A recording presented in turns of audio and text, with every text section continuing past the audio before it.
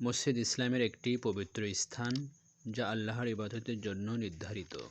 মসজিদের রক্ষণাবেক্ষণ শুধু স্থাপত্যগত যত্ন নয়, বরং এটি একটি গুরুত্বপূর্ণ ইবাদত। কোরআন ও হাদিসে মসজিদের রক্ষণাবেক্ষণের গুরুত্ব নিয়ে বিশেষভাবে আলোচনা করা হয়েছে। আল্লাহ বলেন, আল্লাহর মসজিদগুলো সেই ব্যক্তিরাই ইবাদত করে যারা আল্লাহ ও কিয়ামতের দিনের প্রতি বিশ্বাস রাখে, নামাজ কায়েম করে, যাকাত দেয় এবং আল্লাহ ছাড়া আর কাউকে ভয় করে না।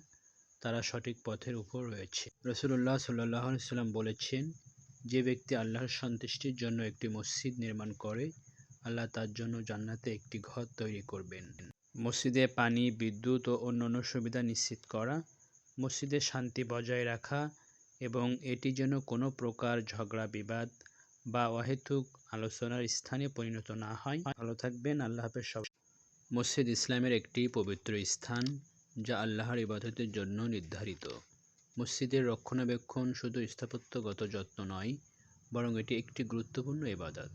কোরআন ও হাদিসে মসজিদের রক্ষণাবেক্ষণের গুরুত্ব নিয়ে বিশেষভাবে আলোচনা করা হয়েছে। আল্লাহ বলেন, আল্লাহর মসজিদগুলো সেই ব্যক্তিরাই ইবাদত করে যারা আল্লাহ ও কিয়ামতের দিনের প্রতি বিশ্বাস রাখে, নামাজ কায়েম করে, যাকাত দেয় এবং আল্লাহ ছাড়া আর কাউকে ভয় করে না। তারা সঠিক পথের উপর রয়েছে। রাসূলুল্লাহ সাল্লাল্লাহু আলাইহি ওয়াসাল্লাম বলেছেন, যে ব্যক্তি আল্লাহর সন্তুষ্টির জন্য একটি মসজিদ নির্মাণ করে, আল্লাহ তার জন্য জান্নাতে একটি ঘর তৈরি করবেন।